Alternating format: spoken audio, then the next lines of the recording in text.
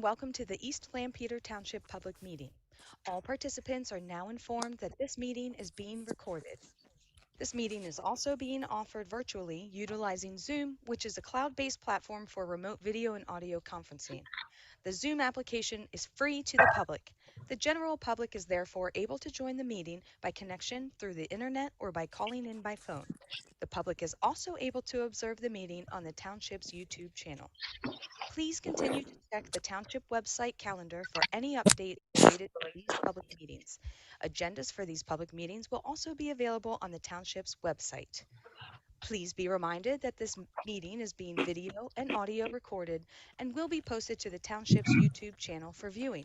The meeting will now proceed with the chairman calling the meeting to order and identifying all other members present in the meeting room and those joining the meeting via Zoom. The chairman will then confirm those members joining by Zoom can be heard. Good, thank you. Good evening and welcome to the February 6th, 2023 meeting of the East Lampeter Township Board of Supervisors. Joining us on Zoom tonight is Supervisor Ethan Demme. Ethan, you're good? I'm good. Good, thank you, sir. Welcome, good to see you. We also have in the room this evening Supervisor Thornton, Meyer, and Root, along with staff as well too. There are agendas at the back of the room. There's also a sign-in sheet back there. If you haven't done so, could you please do that before you leave? We do need that for the public record. Okay, if you would please rise and join me in pledging to the flag. I pledge allegiance to the flag of the United States of America and to the republic which stands one nation under God, indivisible, with liberty and justice. Okay, thank you. We have item number 3 on our agenda tonight is for public comment of non-agenda items only. So if there is something on the agenda and you're here for that, please hold your comments until then if you would. But any public comment for non-agenda items? Anyone? Nothing online? Okay, all right. Thank you. Okay, moving on. Item number 4 is our consent agenda.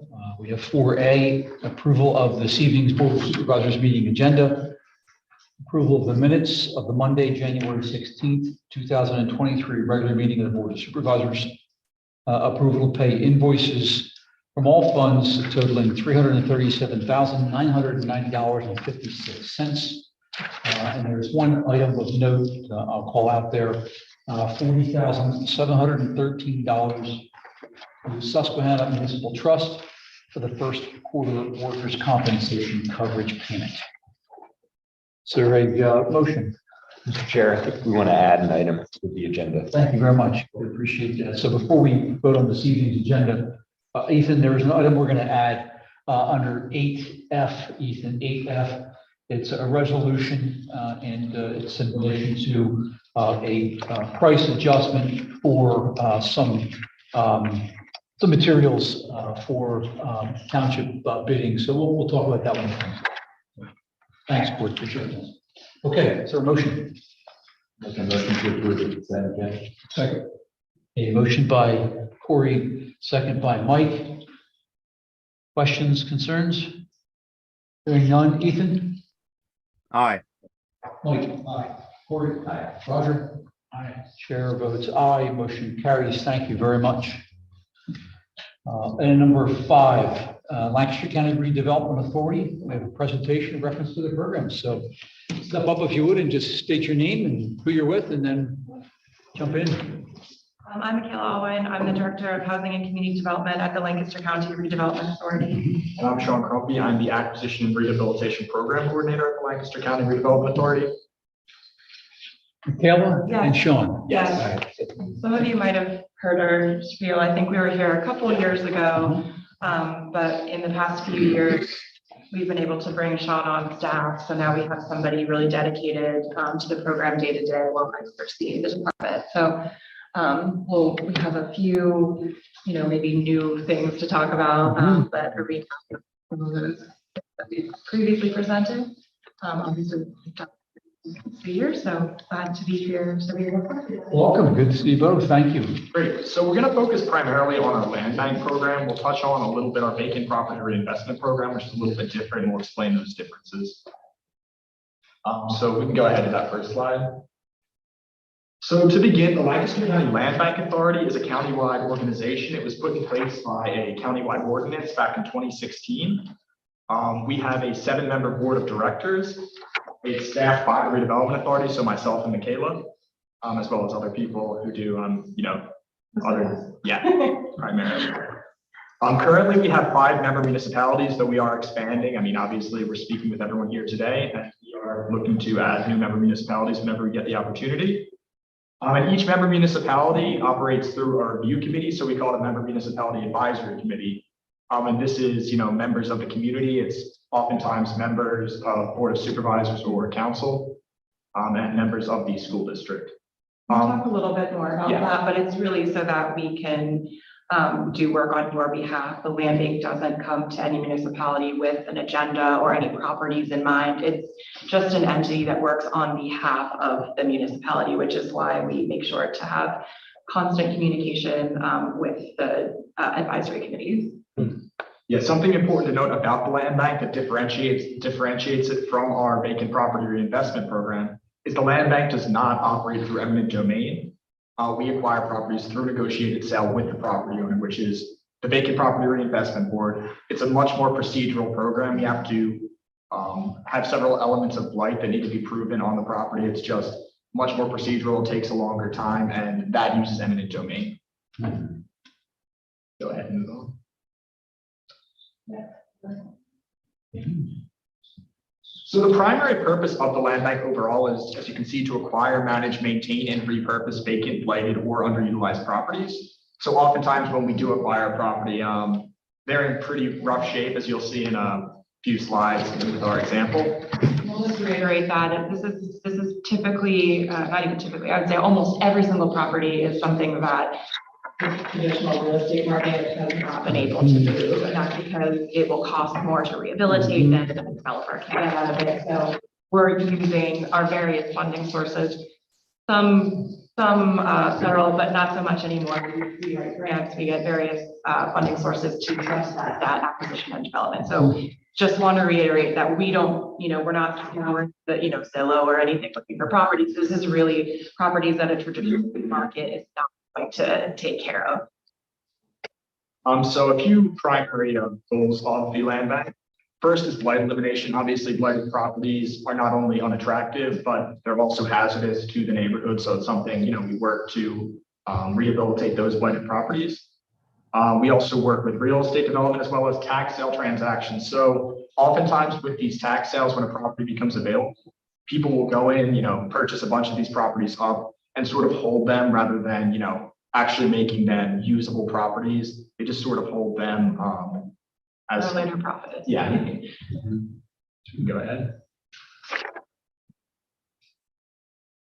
So 2 overall things that the bank does, obviously we acquire and sell properties. Again, this is done through negotiated sale and not eminent domain. We don't really operate for a profit ourselves. So again, these properties that wouldn't sell on the traditional real estate market, we are able to buy because again, we're not really going in with a profit motive at all. We take a loss on every single profit out of the acquisition. Sometimes the acquisition is the subsidy in itself, but oftentimes we're putting additional monies in for rehabilitation. And lastly, sell, lease, and manage properties. So as Michaela was saying earlier, we don't come in with an agenda ourselves at all. So our overall goal is to support the local planning initiatives. And that's again why we establish a member municipality advisory committee. We don't have our own goals. We need to communicate with the municipality to establish those goals and then move forward with however they want us to operate as a land bank. And that can mean commercial property, that can mean larger scale parcels, that could also mean individual houses. Often there's one house on the block that is, blighted, and you can see the ripple effect when there's one blighted property, often it affects. And so those are typically our target properties to ensure the neighborhood stability. So I'm just going to briefly go over our overall process at the land bank, how we operate. And again, we work closely with the municipality throughout the process. We provide updates on each of these steps just to make sure everyone's aware of what's going on and can provide us with any recommendations that they want to see throughout the process. Go through each step here. So first of all, obviously, we have to identify these properties that we're going to pursue for acquisition. This is one reason that the Member Municipality Advisory Committee is really important. They're the ones who will usually tell us, take a look at this property, which will lead us to our next step, which is research. But we will, that's really how we're able to identify properties. Additionally, we work through this vacant property reinvestment program. Again, that one uses eminent domain, but if you submit a property through that, if you have the option of the land bank, if you're a member municipality, rather than going through the entire procedure that the vacant property reinvestment program requires, we can try to work through negotiated sales with the owner. And lastly, like I said earlier, these tax sale transactions, rather than having somebody purchase up a bunch of these properties to hold for a later profit, we can come in and purchase them ourselves. And that's preempting. So the tax bureau sends us parties that are in our member municipalities, and we're able to purchase them before they go to that tax sale, so that they don't even have the opportunity to be, speculated. So our next step after we identify these properties through any of those methods is our research step, and this really takes a lot of time on our end, on the staff's end. We have to make sure, we have to understand the entire situation of the property. Obviously, a lot of times these blighted properties will have title entity issues, as well as municipal and utility liens. And then we work with the Member Municipality Advisory Committee to identify an end-use strategy. So depending on what the property looks, if it's just a single family residential property, oftentimes that's pretty simple. It's going to remain that after our rehabilitation is complete. But that could be different if it's, say, a commercial property. What would you like to see this commercial property become? And I will stress that this stage takes a lot of time. As you all probably know, properties that are so blighted have gotten there for a reason. And so nothing is ever cut and dry. It's never really that somebody just, let a couple of things slip and now it's, a hazard. It's really often tangled and takes a lot of not just research, but working with our solicitor, working with, reaching out to sometimes real estate agents, sometimes banks, sometimes, there's a lot of entities involved. So that's where us having dedicated staff is really helpful, because often municipalities don't have the capacity or time or staff members themselves to do all of this legwork and to really stay on it. So when it's a property that's in the land bank, that's something that we're looking into constantly. Go ahead. So at this point, after all of that research, the situation with the property, if we feel that it's something we should move forward with for acquisition, at this point we will reach out to the homeowner, oftentimes send them a letter, just try to reach them any way we can.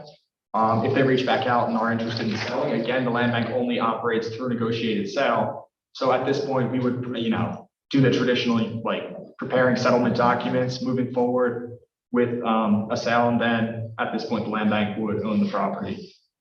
Yeah, and I'll also say at this stage, it's really important to be engaged with the Member Municipalities Advisory Committee, because you all know the folks living in your own community, and a lot of times, especially in Lancaster, where property ages are quite old or potentially passed down through multiple generations, you all know, the family that's living there, or the family that owns that, or the family that used to own it. We really rely on a lot of relationship building by, engaging our committees at that time.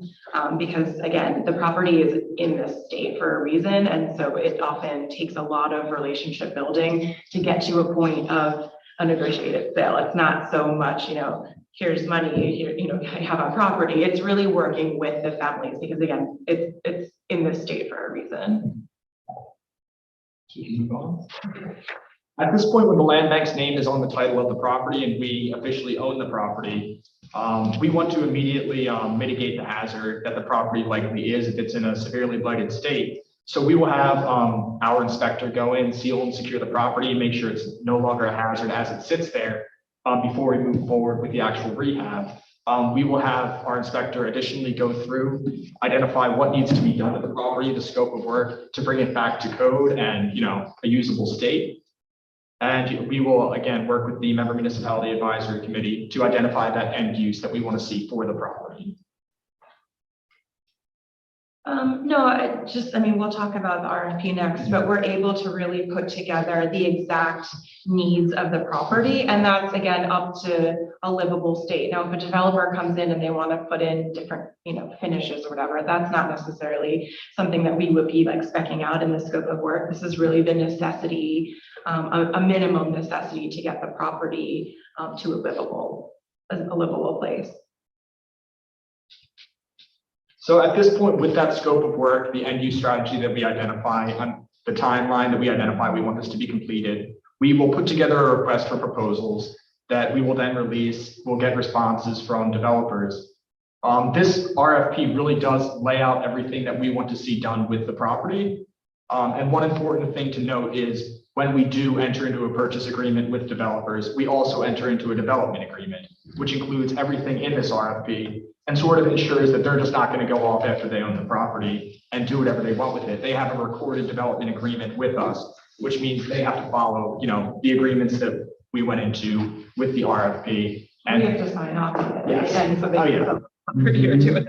So, in order to get permits or sell the property, we have to issue a certificate of completion, which means we have to inspect the property to make sure that they did what we agreed on. And again, everything is put together with input from the municipality. So this RFP and then that binding development agreement has a lot of, input from the municipality. So it's what we want to see, or what you want to see in the community. So at this point, if everything is put together, again, this purchase and development agreement is signed, we would move to settlement with the developer. They would have their name on the title of the property. And at this point, they begin their rehabilitation project in the property. So in that development agreement, we have a stipulation that allows our inspector to periodically go into the property to monitor the construction, make sure everything's being done, as we agreed upon. To a good standard. Yes. I will say that we've made developers go back and do a better job. Yeah. So we make sure they do it. Yeah, and then at the end, they'll obviously do lead clearance, make sure it has a certificate of occupancy from the municipality, and we will offer our own certificate of completion, which would then extinguish that development agreement and make it so they can resell the property. And I'll add one thing, maybe you have this later, but I'm going to say it anyway. We also have a quitclaim deed. So if the developer is defaulting on any part of the agreement, whether it be timeline or scope of work, we can take the property back. We don't want to, and I think we've only had to do it one time ever, but we have that ability. It's just another assurance that it will end up the way that the municipality wanted. You can go ahead. So at this point, this is the last step after the rehabilitation is complete and that certificate of occupancy and development or completion is issued to the developer. We would return the property to the community, at which point, obviously, the assessed value would raise significantly, bringing a lot more of that, tax money compared to obviously what it was bringing in. Was oftentimes just accumulating delinquent taxes. But yeah, the assessed value would raise significantly. We return it to the community. However, again, what you wanted to see in the the property become, whether that was home ownership opportunity or rental opportunity, again, that's for the municipality to decide. Yeah. And I will say with the rental component, typically if the municipality wants to see any rentals, and that's completely up to you, it's often because we're able to put additional funding sources in there, and being redevelopment authority, most of our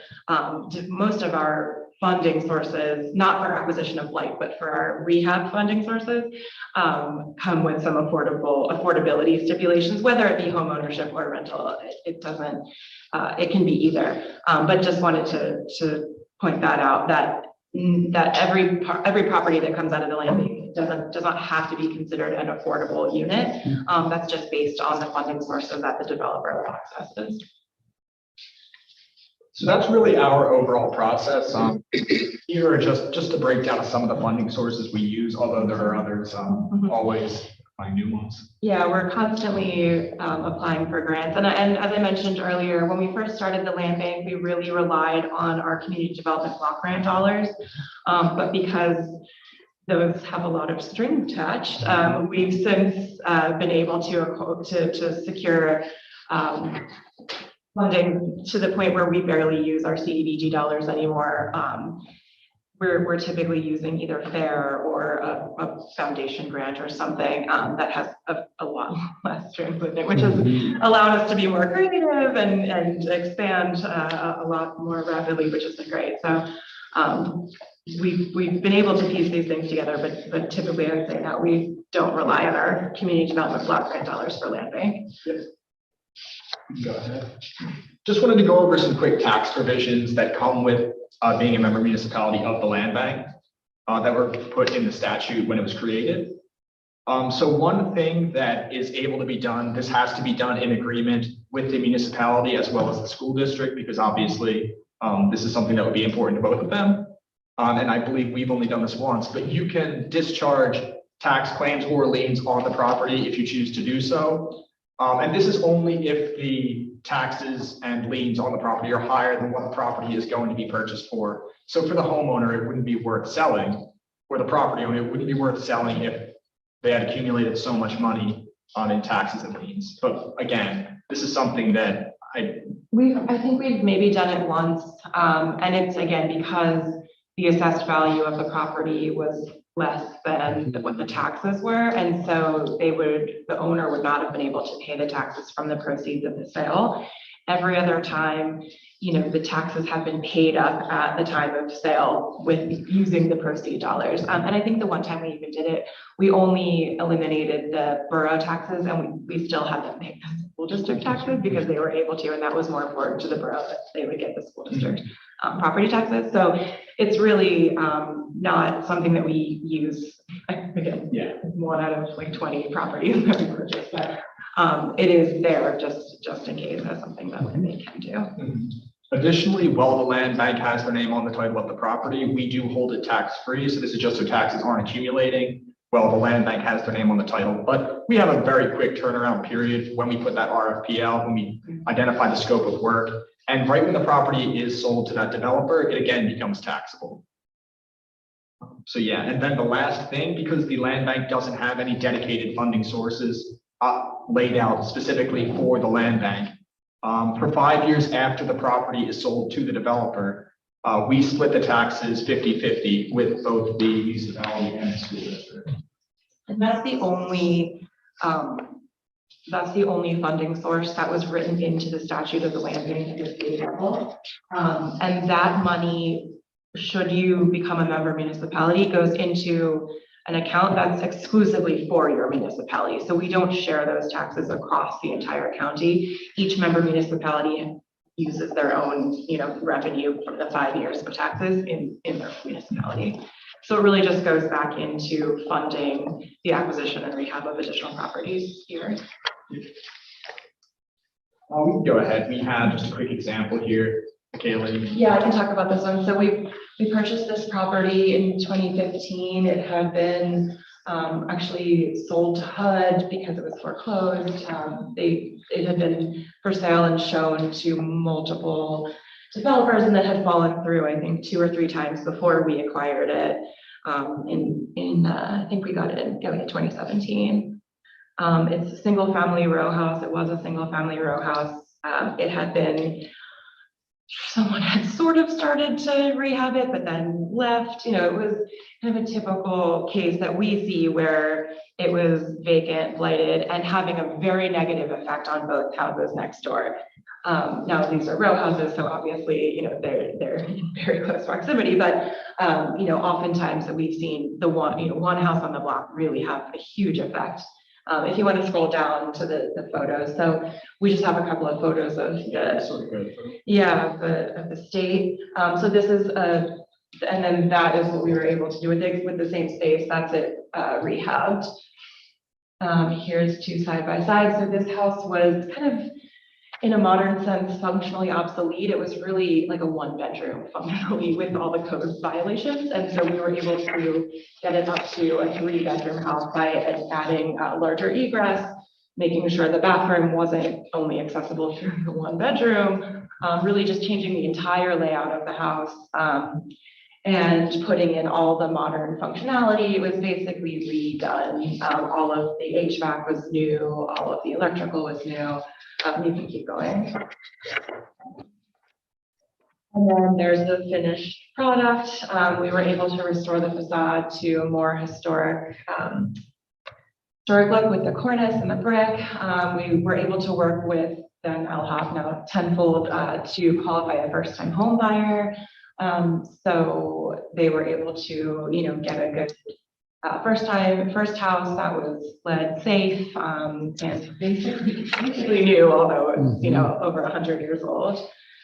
We worked with a program through CAP. I'm not sure if you're familiar, but they had a workforce development program, so they were able to employ local folks to teach them construction trades on site. And so we both got like a workforce development and a new non-lit house. And if you look, actually, both houses next door to those are now rehabbed. So you can see the window up there on the top floor. It looks pretty bad, and it was. And the property on the other side also is, pretty shabby as well. But both of those properties have since been rehabbed since we rehabbed that one property. So it really does have both a negative effect, the blighted properties, but then a positive effect once you put some investment back into the neighborhood. So we'll just quickly say for the land bank, again, this is a program that you have to be a member municipality. And this requires agreement from the municipal councilor, board of supervisors, as well as agreement from the school district. So we would have to have a separate thing and speak with them in order to get that agreement. The other program that I had mentioned a little bit earlier is our vacant property reinvestment program, which again is much more procedural. It requires the property to have one or more elements of light. I believe I gave you a sheet that shows those elements of light. But again, this is just, you don't have to look through all of them. It's just, again, there are several conditions that can have a property, be identified as blighted. Yeah, and when referring a property, and you don't have to be a member municipality, any municipality in Lancaster can refer a property to the Vacant Property Reinvestment Board. It doesn't have to be vacant. But that is really, the goal of that procedure is to get the property certified as blighted. So we would certify that through the county planning commission, as well as so your planning commission as well would certify it blighted. And that's what legally would allow us to start the process of eminent domain. So anytime that you think of A, if you're not in the land bank, but B, if you think the property is going to have to go through eminent domain, whether it's, a owner that's just not working with you, or whatever the case may be, the property has to go through that Vacant Property Reinvestment Board first. That's often, I would say, a 6 to 8-ish month process because it is legally guided, and so everything has to be, certified and then posted in the newspaper and certified. There's a very procedural, process for that one. But that is what triggers our ability to then move forward with eminent domain. It doesn't mean we have to. So if you are in the land bank, we kind of concurrently will be investigating whether or not we could do a negotiated sale, because obviously eminent domain is a last resort. But it does kind of put the pedal to the metal to get the property moving along towards rehabilitation. But we're happy to answer any questions about land bank, vacant property. So thank you very much. Appreciate it. So are we talking about commercial properties as well? Yes, yes. And we've done commercial, we've done mixed use. We have a project in Denver Borough right now that is commercial on the first floor, residences above. We've done strictly commercial, it's the whole gamut. So the sale is then, there's a sale of the property when it's all done. And talk about the taxes. You mentioned that you share the money from the taxes with the member municipalities or something. Talk about that. For 5 years. So that's the way that we are able to get funds back into the land bank in order to do additional projects in the municipality. So there isn't, there's a $1,000 annual fee to be a member municipality, but I mean, that gets you like out the window these days. So, we, in addition to the grants that we apply for as a land bank, we do then, want to make sure that the member municipality is invested in this program. And so that's kind of the way that we ensure that some of the money is coming from the municipality, is that the 5 years of taxes after it's sold. So as soon as we're not on the deed, the 5 years starts. And then for 5 years, we split the taxes. And again, these properties are not typically bringing in taxes in the first place. Yeah. So. I mean, I know you have some very large properties, especially along, 30. And so, that might be a concern, and we're very, happy and willing and open to talk about what that looks like. But that is at the state level written into the land bank statute. That would be interesting with the tax increment financing that we also have in that same exact area. If we did, yeah. But it makes sense, and the solicitors and others will. I'm pointing at Rhonda, although she's not a solicitor, but she's an attorney. There's 4 attorneys in the room. I guess I got to point down here. Sorry, Claudia. So $1,000 municipal fee, some sort of legal agreement that we sign on, the school district signs it. Yep. And that's pretty much it. Then we have a seat at the table. We actually have a committee. Yes, so we set it up as, it's kind of up to you. Some of them have municipalities who are really active. We meet monthly. Others we meet more quarterly. Others we meet as needed. So it's really up to you, depending on if you have projects at the time that you're to go. I would suggest that if you do opt into this, that at the beginning we do meet more regularly, but as we get into a groove with your municipality, it could be as needed.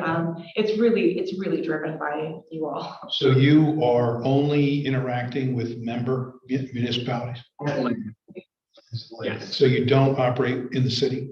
We do. No, the city has its own land bank and redevelopment authority. Okay, I thought you were gonna probably say that. So when you how do you scale this? Like, I don't know your staff makeup, but it's very complicated when you have a property like you mentioned before. Yeah. There's all kinds of, unforeseen things that happen. Yeah. How do you guys manage that? And it would be, if we joined, we'd be the 6th one, but how can you actually do it? In other words, the concern would be that yes, you're involved, and it's taking another 2 years before something can really happen because you're stretched maybe too thin. I don't know. Yeah, it's a valid concern. I will say that I was the only staff member until this past year. So I managed 4 or 5 member municipalities myself for all those years. In addition to our multifamily programs and various other programs. So now that we have a staff member dedicated, Sean is able to, this is what he does every day. So he is dedicated to the land bank, and he works on land bank acquisition and rehabilitation every day. So what's an idea of like the number of right residential now, returning around? You mean like how many properties do we work on? You just look at home ownership, not commercial. 7 or 8. Yeah. At various stages. So we have like 2 properties that are in commercial that we're working with we're under agreement with developers. So we're kind of just showing up their licensing. We're about to purchase 3 properties that are single family homeowners. We're working with Habitat for Humanity on a 4 parcel project in Colombia. So it's at various stages. I would say up front, there's a lot of work. Once we get it out to a developer, we have another inspector. So I should give Steve more credit. Steve is also a very major part of our team. Steve Koppel, some of you might know him. He is our inspector for the land bank. He is on the ground every day all he does all day is go around to our properties, work with developers, work with the contractors who are there checking out properties. So he's on the ground out in properties all day long, every day. So yeah, there is a lot of work, and we also work with our solicitor very closely. So anytime we hit a roadblock, we are really working with them to navigate that. So you must be working with Habitat. I had mark that down as a note. I think their open doors campaign is 30 homes maybe in the next We are few- doing more. few years. Yeah. Really, we just purchased the properties, cleared the land, made it safe, and now they're doing the build. So it's, you know, they're the developer on the project. I mean, it sounds like through the RFP process, you have a lot of partners, right? You have Yeah. private developers and others and CAP and, Yes. which is great. It's awesome. Yeah, it is, each property is very front heavy for sure, in the research and acquisition phase. Once we acquire, you know, we have a pretty good, I mean, each property is quite different, but we have a pretty good template for RFPs. You know, we obviously look at each property and personalize each one, but you know, we know what we're doing in terms of the process. And, you know, oftentimes in each municipality, there are a lot of local developers, contractors that we then again rely on your suggestion as to who to kind of target for our outreach around those RFPs. But if you didn't have any suggestions, we also have a lot of developers and contractors that we work with. So once we get to that stage, it's really handed over to Steve for the most part to monitor. So which borough was your first member? Columbia. Yeah.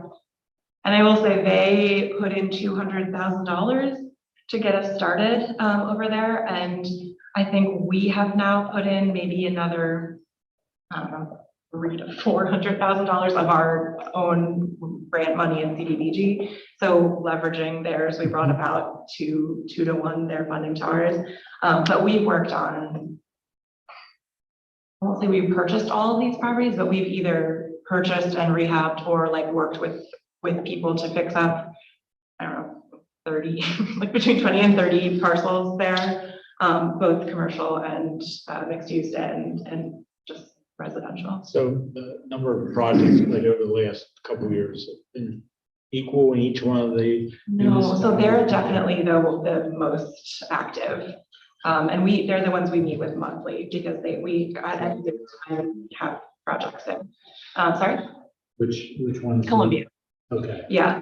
I would say next is Manheim Borough and Denver. We have we haven't had a ton of projects there, but the projects that we have there are larger scale commercial properties. We've worked with Lancaster Township on some residential. It's been all residential there. Manheim's been residential as well. Yeah, but Columbia is definitely the most active. Good. Ethan, anything?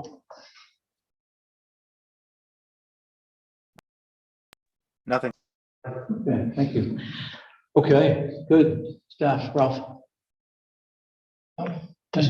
Good. Very interesting. I guess one question I would ask is if you have a template of agreement.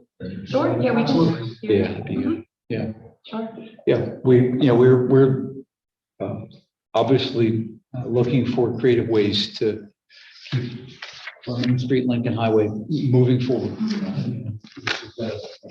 There's a significant streetscape plan underway at 10 years into our 20-year plan. And so, we're always looking for little rocks, and this certainly could be one. So we certainly appreciate you coming out. Send us that information. Staff will get that to all of us, and we'll follow up with you guys. Okay, Okay? great. So much. Thank you very much, guys. Appreciate it.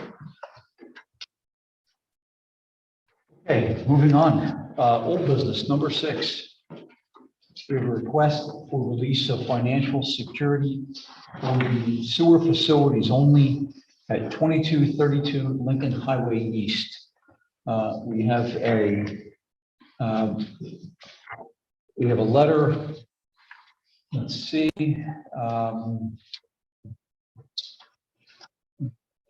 So the full release would be for $23,237.50. Is that correct, Ralph? Okay.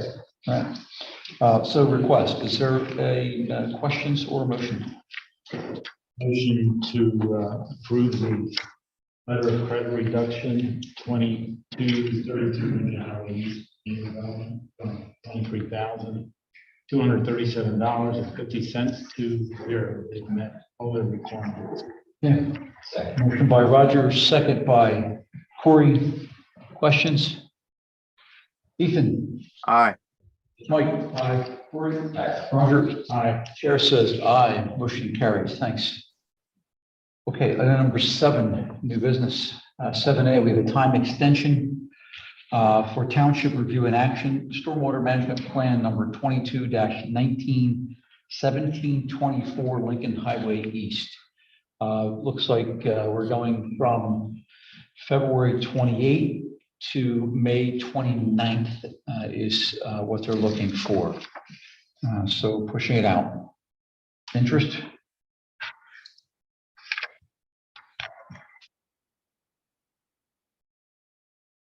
Time extension for Township Review and Action, Stormwater Management Plan 22-19-1724, Lincoln Highway East, based on the January 25th, 2023 letter. The expiration date, May 29th, 2023. Thank you, Corey. Is there a second? Second. Okay, motion by Corey, second by Roger. Questions? Okay, Ethan. Aye. Mike. Aye. Corey. Aye. Roger. Aye. Chair votes aye. Motion carries. Thank you. 7B, time extension for Township Review and Action, Stolzfus subdivision plan number 22-21, 458 Mount Sydney Road. Looks like this is going from February 16th. They're looking for an extension until May the 17th. Make a motion to approve the time extension for the Township Review and Action for the Stolzfus subdivision plan for 58 Mount Sydney Road. New extension time will be May, what was the date you said? May 17th. Thank you, Mike. Is there a second? Second. Okay, motion by Mike, second by Corey. Questions? Okay, Ethan. Aye. Mike. Aye. Corey. Aye. Roger. Aye. Chair votes aye. Motion carries. Thank you. Action items number 8, 3A. We've got an ordinance in reference to the sewer authority borrowing. Ralph.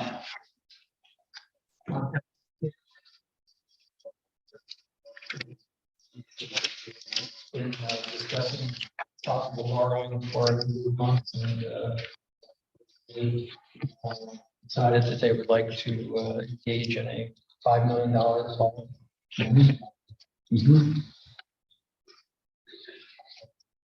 You can step up, guys. Good evening, Scott Shear with PFF. I think everyone had a copy in the packet, but I have new ones if anyone. Got one here, Scott. I think we were all Getting straight to me as. Thank you. Thank you. This is what I'm thinking. Yep.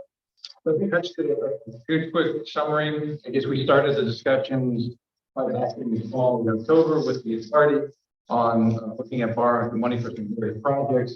We then came to you, I guess that was in November, to discuss the structure, the amortization that you preferred for this potential borrowing. That meeting, we talked about structure being the most economical, keeping the rates kind of at the most manageable level. Then we feed it back to the authority in January, and they gave us the green light to move forward with an RFP, send an RFP out for bank loans for $5 million financing. Got about a dozen responses back. M&T provided the best overall response from an interest rate standpoint and a prepayment provision. So I think it was kind of back to that January meeting with the authority. It was recommended to move forward with that M&T proposal for $5 million. This handout just kind of has some of the backup, but just very briefly on the first page, it just has the amortization and the interest rate. So we were able to lock in at 3.85% for that loan. And you see down in column 4, then on the first page, I'm not sure what happened to the page. Yeah. Shows the overall debt service, so very little principal being repaid back in the first 6 years, and then it kind of dovetails in where the existing debt pays off. The next page is just a kind of a more detailed amortization schedule. The next page then are the estimated sources and uses.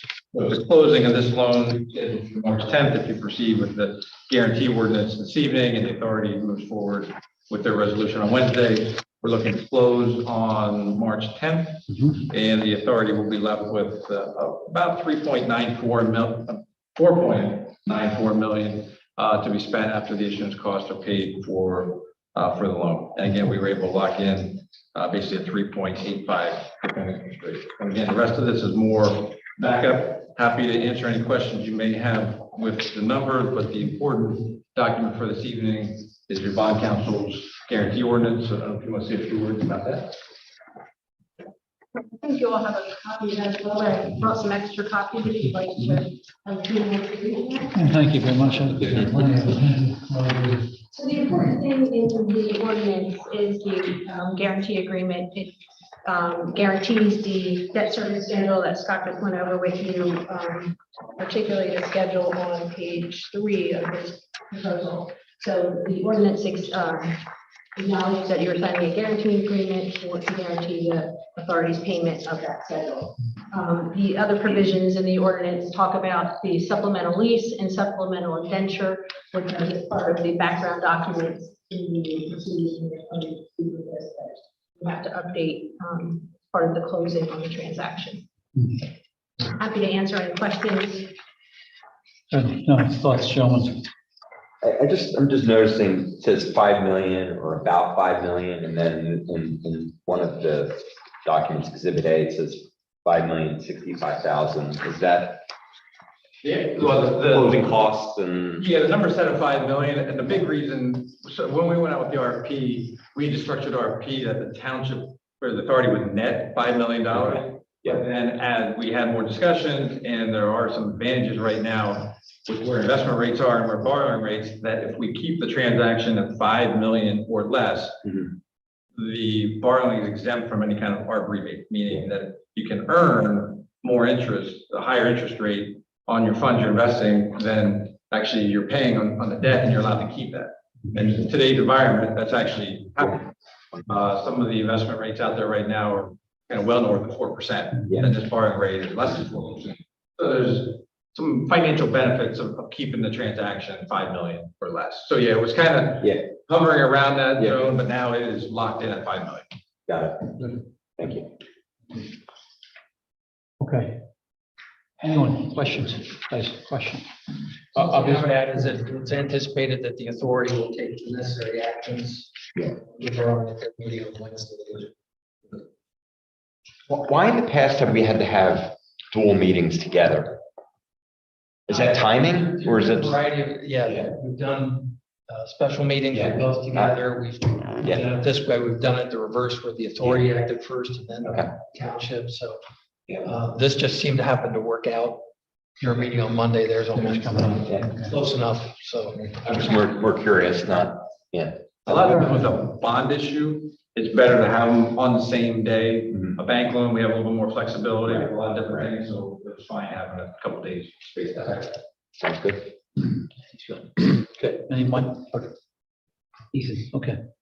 All right, is there a motion? Motion to approve the ordinance for sewer authority borrowing. By Corey to adopt the ordinance on sewer authority borrowing, second by Mike, correct? Questions, concerns? Ethan? Aye. Mike? Aye. Rick? Aye. Roger? Aye. And the chair votes aye as well. The motion carries. Thank you very much. Appreciate that. Our sewer authority can get to work.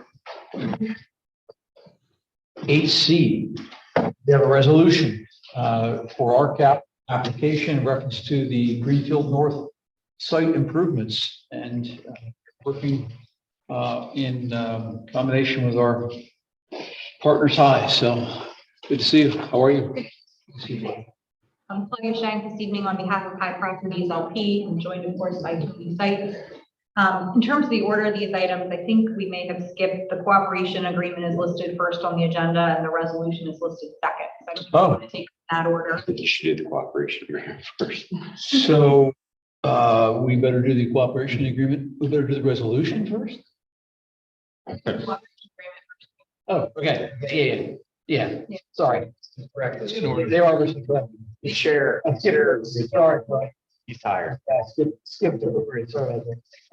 Yeah, exactly. So 8B, a cooperation agreement in reference to the RCAP application with High Properties. Yeah, so Tony and I were before you at your meeting last month to talk about this, specifically the rent fee funding that High has received an award of $11 million for the Greenfield North project, and the need for us to partner with the township or some other governmental entity in order to serve as a pass-through for those funds. And at that meeting, the board indicated a willingness to explore that with High, contingent upon the proper agreements being in place, including specifically this grant funding cooperation agreement, which is something that we've been working on with the township solicitor. Just to hit sort of the high points of the agreement, again, it allows the township to serve as the pass-through for these funds and as the applicant for the grant as we move forward with submitting our formal application. Most important, I think, to the township is that High is agreeing through this contract that it will absorb any costs on behalf of the township for staff time or for consultants, upon receipt of itemized bills. So if the township's incurring costs, those can be passed along to High.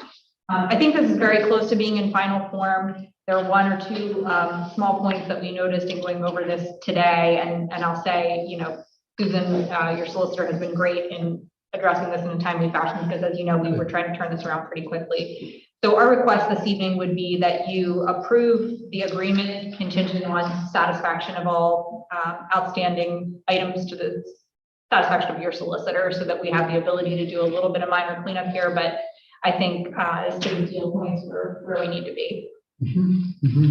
Good. Okay, so thoughts, questions. We all heard the presentation before. We've all been aware of this. High Representative Tony had made it clear, Claudia just, reiterated that the township to ensure that, that there are no costs associated with us. So we need, at this point, we need a motion for the cooperation agreement, and then we can move on to the resolution itself. Make a motion to accept the cooperation agreement with High regarding the RACB application, contingent upon all the points as indicated by our solicitor that need to be addressed. Okay, motion by Mike. Is there a second? Okay, second by Roger. Okay. Questions or concerns? Okay. Ethan? Aye. Mike? Aye. Corey? Aye. Roger? Aye. And the chair votes aye as well. The motion carries. Thank you. So let's go to 8C. We have a resolution. I don't know why I still call this RCAP, but RACP just doesn't make sense to me. Now that we have the cooperation agreement in place, or very nearly in place, where we make these various commitments to the township that it's not going to incur cost or risk associated with serving in the capacity as the applicant for this project. The next piece is the resolution, which we're asking for the township to adopt. This is a requirement of the RACP program where you're basically agreeing that you're going to serve as the applicant for the project. It's something that has to be submitted with our formal application. So we're asking for you to adopt that resolution. Okay. All right. Thank you both. Appreciate that. Okay, is there a motion? Resolution for RACP application regarding Greenfield North site improvement. By Corey, is there a second? Second by Roger. Questions? Hearing none. Ethan? Aye. Mike? Aye. Corey? Aye. Roger? Aye. And chair votes aye as well, and so that motion carries. 8C. Thank you very much. Thank you. Thanks, Mike. I appreciate it. Looking forward to continuing to move things more Greenfield North. Okay, 8D. We have an authorization for consultant services to prepare a C2P2 grant application. Greater Lancaster Heritage Pathway East Section. Ralph. Yeah, I think we're shorten that up to just Lancaster. As the board is aware and the community is aware, the section on what we call the sewer path is under construction right now as part of the Walnut Street Extension project. DCNR, the Pennsylvania Department of Community Natural Resources has has indicated to us that their C2P2 program, it's an acronym. I shouldn't use acronyms. Community Conservation Partnership Program. Thank you. Wow. Give that is as an open grant funding period right now, and then the applications are due under that program. Trails, April the 5th. They've indicated that the funds that are being used right now to construct this section that's under construction right now can be used as match toward that program. And we believe that's at least $1.2 million. I'm gathering that information for you. We're still here. I just wanted to make sure you. Yeah, thank you, John. And so the idea would be that we make application to continue the trail, whatever you want to call it, east or north of where it's going to end right now. Hopefully as far as the township line in the vicinity of Geist Road. It's about another 1.5 miles of trail. The county active transportation plan anticipated that a trail would be developed on this right of way, PennDOT right of way.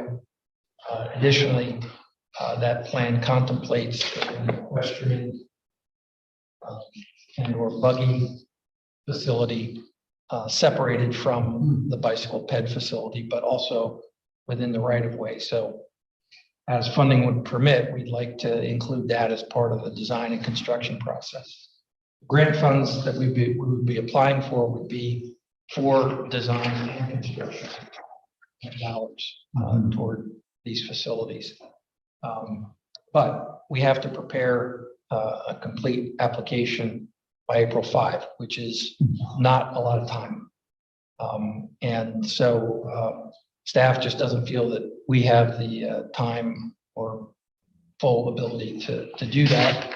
So we have reached out to a couple of consultants that we feel could be able to prepare a full application and help us get it submitted.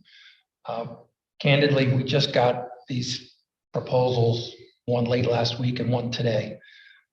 So we haven't really had a full opportunity to evaluate them. So my request would be that if the board is comfortable to authorize us to select one and go forward, we would of course inform you of what who that is and what the costs are, and allow us to move forward in that way. We would expect that the costs would be less than what was budgeted. We budgeted $25,000 this year for grant writing services. It would be less than that without any question. But we don't know until we have consulting services reviewed. So the image that they have up right now is sort of the image that shows the conceptual design for what this would look like. There's plenty of room in the right of way to continue the trail on what I would call the south side of the right of way, where it is right now. And then on the north side of the right of way would be the equestrian facility as well. So we've also engaged in conversations with PennDOT, obviously because this is their right of way, and we would need their approval. The trickier part of it is that DCNR requires that applicants give assurance that they have control over the space where the money's going to be spent for at least 25 years. PennDOT has indicated that they're willing to give a letter indicating that they have no plans to build a different transportation facility on this right of way within that period of time. And we believe that DCNR will accept that, but it's a little different. Typically you either own the property or have a signed right of way. You have, so it's a little different in that regard, but we have had those conversations and we think that's going to fall into place. Okay. So I don't know if you've gotten all of your consultants to give you quotes yet. Do you still have some out there? Well, at this point, we only made contact with two. Those two did respond. And we just haven't had a chance to really go through them thoroughly to compare them and figure it out. Okay. We could look for others as well if we're not satisfied. Time is gonna be the key, so Right. you've got to, I think you move, you decide which one's gonna kind of meet our expectations and move on it. It's professional services, so we don't have to go through the typical process. Yeah, there's no bidding Yeah, requirement. no bidding. I'm just wondering if we should put like a max just for train, 25,000 or whatever. I'm assuming it's gonna be a lot. I know you had That's what we budgeted. budgeted, right? We can do that. Yeah, did I miss it? Can I just ask one question? I'm not an expert on buggies, but usually you see, marks in the road on actually Macadam Road. Crushed stone and a buggy just don't seem to match. A horse, horseback riding, I can see crushed stone working well. Does anyone else have that concern that a buggy could create major ruts?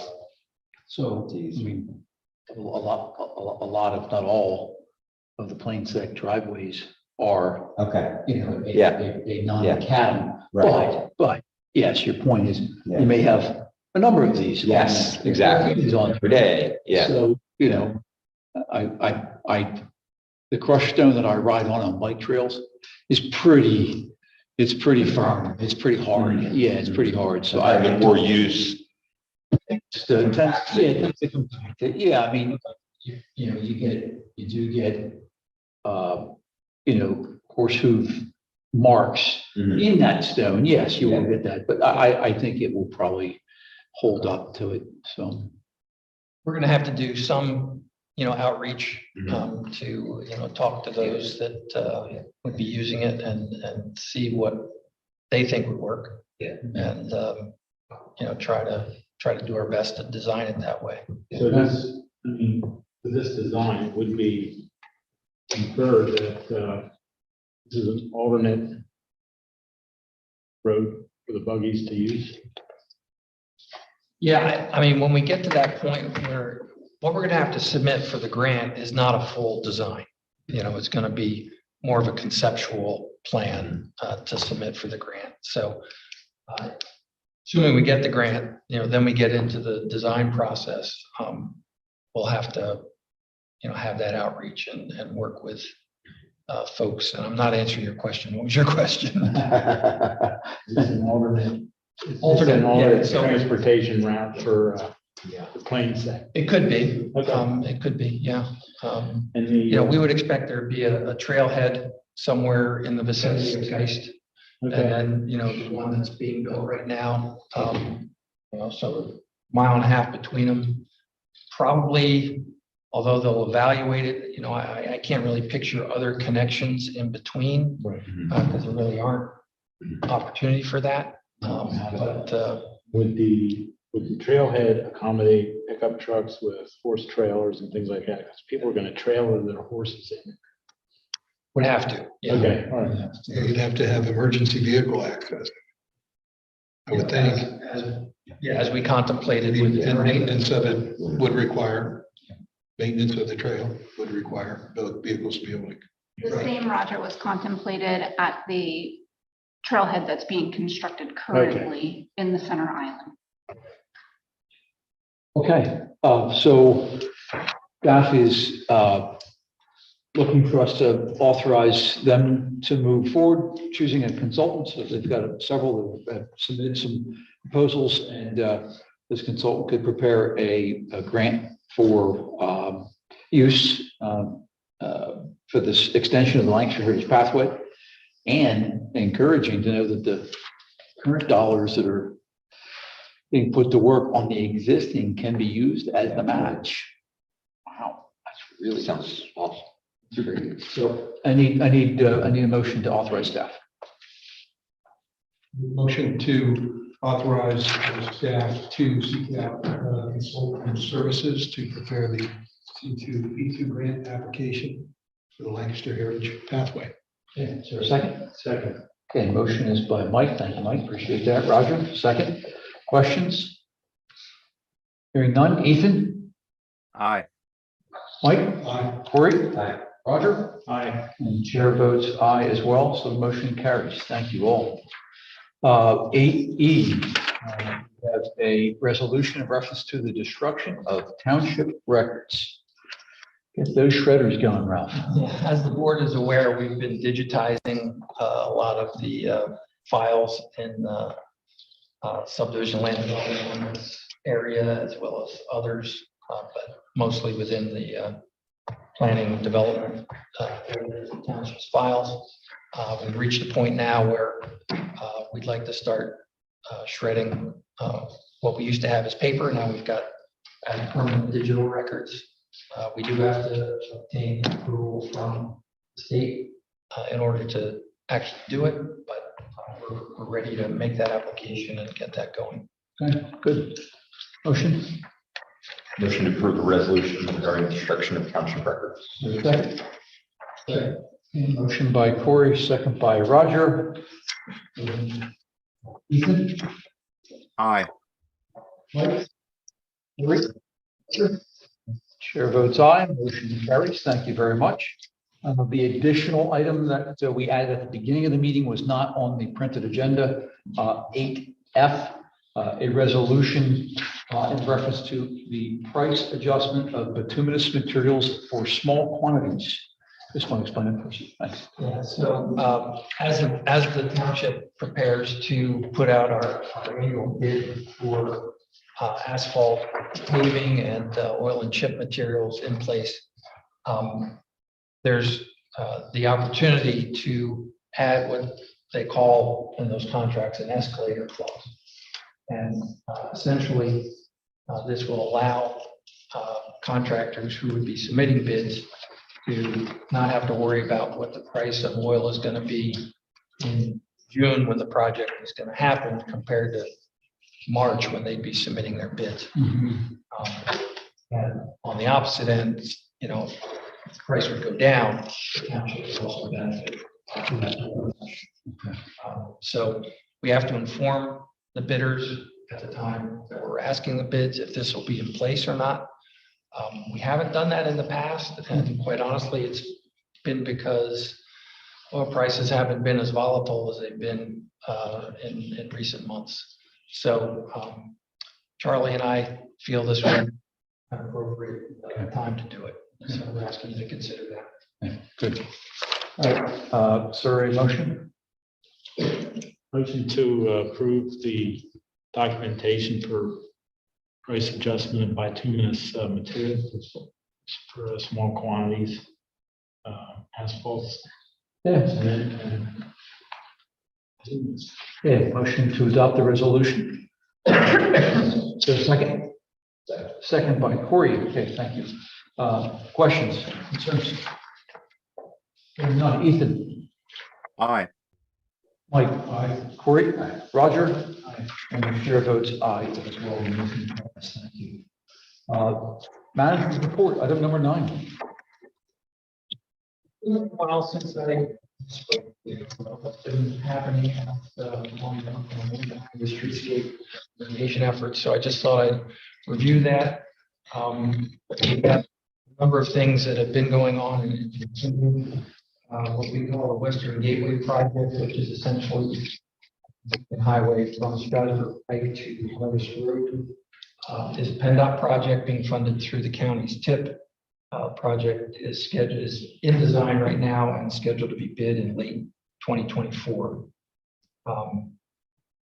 Sort of parallel to that, we have a trail project that would extend through Florida Park over Ocean Road in the very early phases of design right now. The township was successful in getting county smart growth transportation funding to support, and that will be matched by township dollars when we get to construction there. Let me ask about your gateway. If that gets bid in late 2024, you see construction season in 2025? Yes.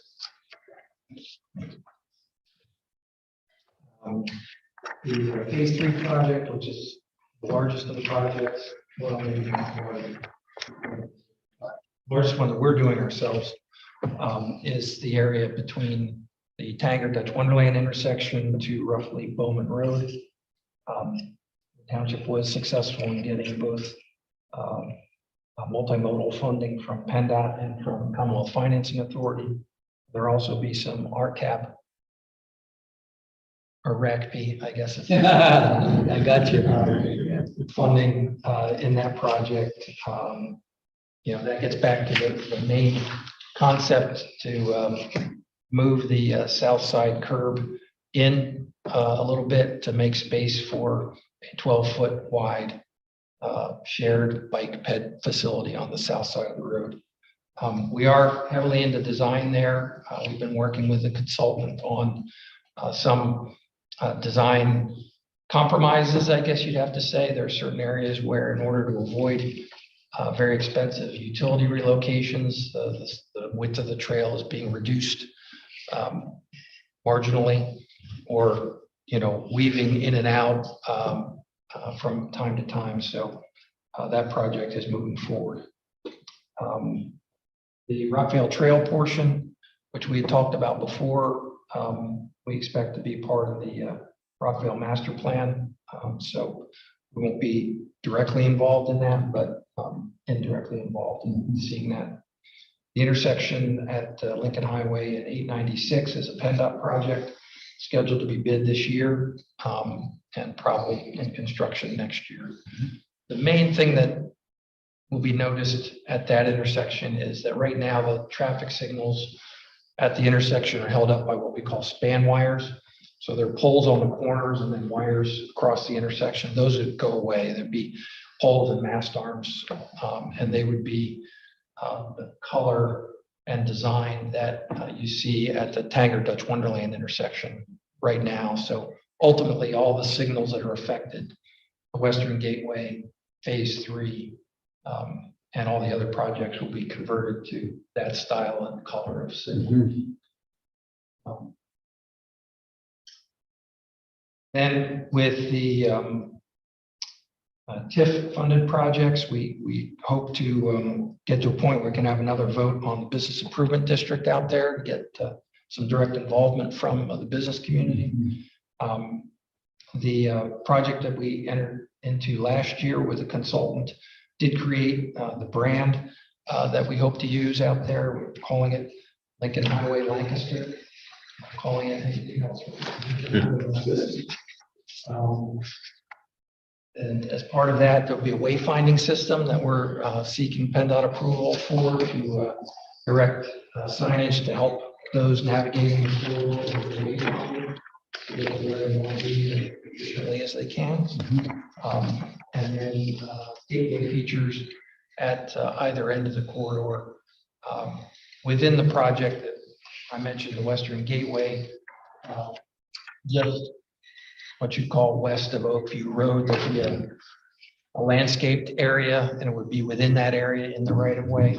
The one on the east end of the project facing westbound traffic, we're working on ourselves as far as the design, location. We'll have to get involved with private property owner to talk about easement access, bidding, construction, and hope to get through most of that this year. Then, of course, there's private projects that are going on out in the corridor. Everybody's been really good about including these improvements in their development projects. So I haven't gone out to see LMH to see how that's coming along. Anybody else? No. they're done. They're done. Yeah. Which one is that? Lancaster Mennonites. Oh, yeah. Yeah, on their campus there. Okay. Wow. Good for them. Any movement on any of the other properties we've always got our eye on or looking at there? Any movements on any of those that are sitting right now, or? I guess on the one close to the Sonic, we have seen some activity by the new owner there, moving toward development. So we expect to see plans sometime this year, but don't know exactly when. The Rockville master plan, we're hoping to see in March. Yeah. Okay, You'll see that. that's great. Good. Is that for discussion, or is it an informal master, like, is it an informal discussion, or is it an actual approval potential? Yeah, ultimately, the board could be asked to act on it. Okay, wow, good. That's quick. We did have a staff level meeting with them within the last couple of weeks, which was Okay. good. Very positive. Continuing to see the developer show all the signs of being supportive of where we're desiring to go with this. Okay.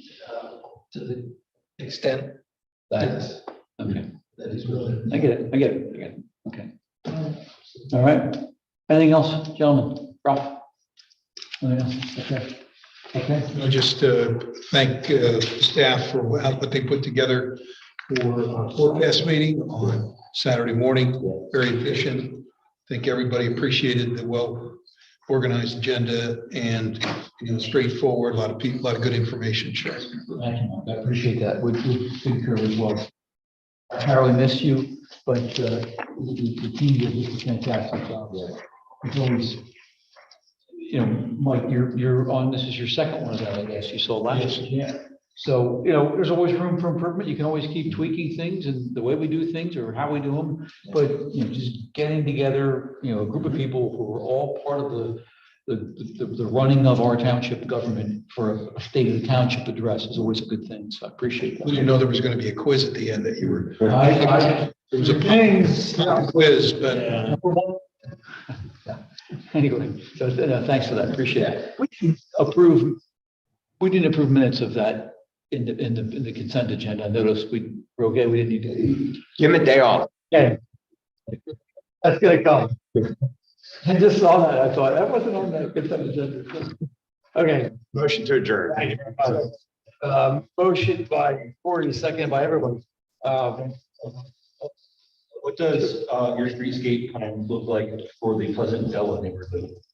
What's Say it again for the last, for the Pleasant what kind of Della? Della neighborhood. What is that going to entail? I know it's concerned because the street that you're proposing is gonna be like right in our backyards. Oh, From he's talking about the potential for the parallel to go from Rockvale to Tanger. So all of the houses that are at Della Road there. that's Pleasant there. Yeah. So you're not talking about along Lincoln Highway, you're talking about behind the. Yes, exactly. Yeah, nobody's working on anything related to that. It was included as part of the overall plan, but it's not being worked on in any way. Gonna be quite some time Okay. till we would get to that point. There's a link to it on the website. There's a link to it on the The website. plan is on the website.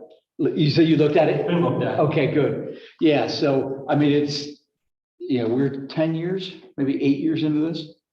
2015 was when it was adopted, so. we're 8 years. 8 years, you're There's also a proposed bike path through the neighborhood. Is that accurate? Along Lincoln Highway, there's to be a 12-foot wide shared bike ped facility. Directly, the curb line is gonna move in towards the middle a little bit. There'll be a 5-foot grass strip and then 12-foot. so that won't go through your neighborhood. I think you said, Well, the plan I saw, there's a connector that would run through our neighborhood back to the end to that connector road.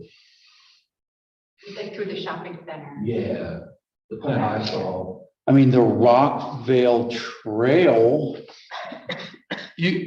You're probably.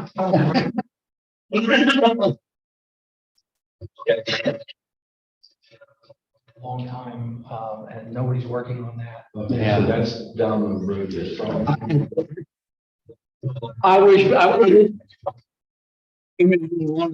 we could make all things happen as fast as Yeah. you're assuming, but it's been 8 years since we began this and we've got a long way. Well, it's not mine, it's in her backyard. Okay. Yeah, we've got a long, Understand that because we're talking about a lot of projects and we've been throwing a lot of maps around and things like that. And there is a long list and, as Ralph had gone over, things that are coming to be this year in planning and next year in construction. So I mean, I totally can understand that, you got quite a long I time. mean, it's a fantastic view from there. But Yeah, I think that total plan's about, said $165 million worth of 200 million.